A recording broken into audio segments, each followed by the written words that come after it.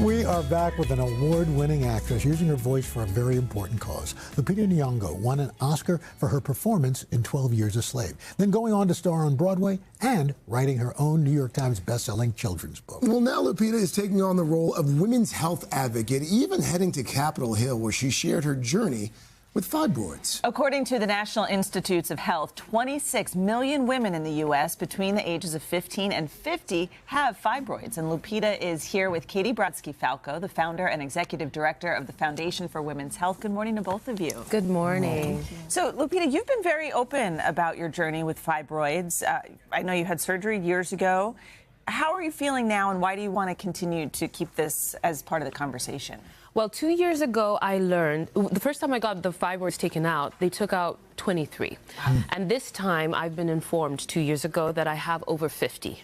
And I'm being faced with the same options, surgery or live with the pain. I haven't yet chosen the surgery. I'm not ready to make that decision, but Is it a very involved surgery? It's a myomectomy, so that's like an open C-section. So it's quite invasive, and a lot of women actually just get hysterectomies.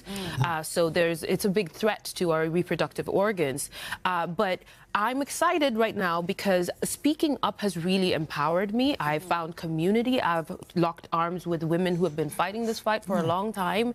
And we get to raise this money with this campaign, Make Fibroids Count, and actually have women who are most affected participate in the solution we long to find. And this new partnership, you teaming up with the foundation, you've decided to launch it, not coincidentally, between Black History Month and Women's History Month. Yeah.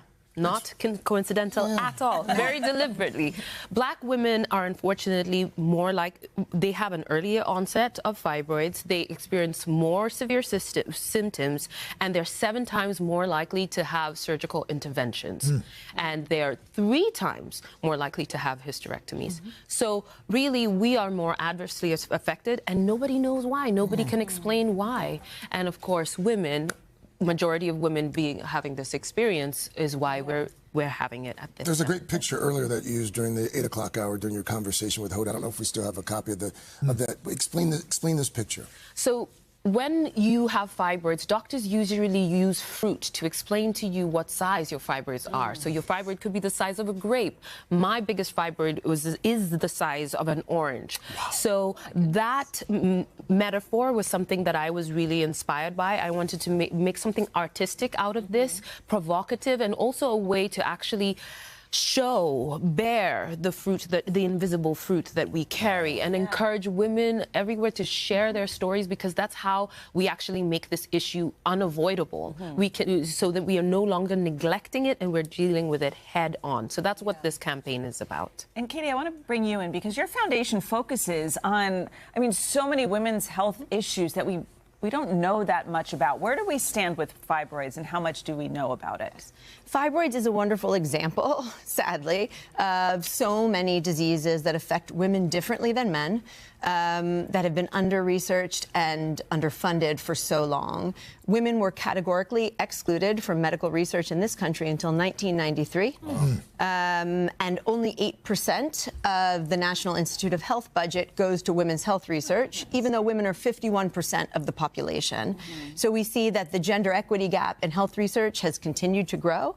And that's why it's so wonderful that Lupita is lending the generosity of her voice and her platform to this issue, so we can draw awareness to the need for urgently needed funds to come up with better treatments for the 26 million women currently living with fibroids in the United States. I think we can all agree that if there were a disease that affected men's reproductive health, 80% of men's reproductive health, that the most common surgical intervention would likely not be organ removal. You're right. No question about that. Thank you so much. How are you feeling, by the way? Right now? Yeah. Great. Okay. I'm pumped. Excellent. Thank you guys so much for being here, raising more awareness. Let's start raising money now to get the research we need. You can learn more about the Make Fibroids Count campaign at today.com. Thank you. Hey, thanks for watching. And don't forget, you can catch the Today Show every morning on NBC, or take Today when you're on the go. Just follow the Today podcast on Apple Podcasts, Spotify, or wherever you listen.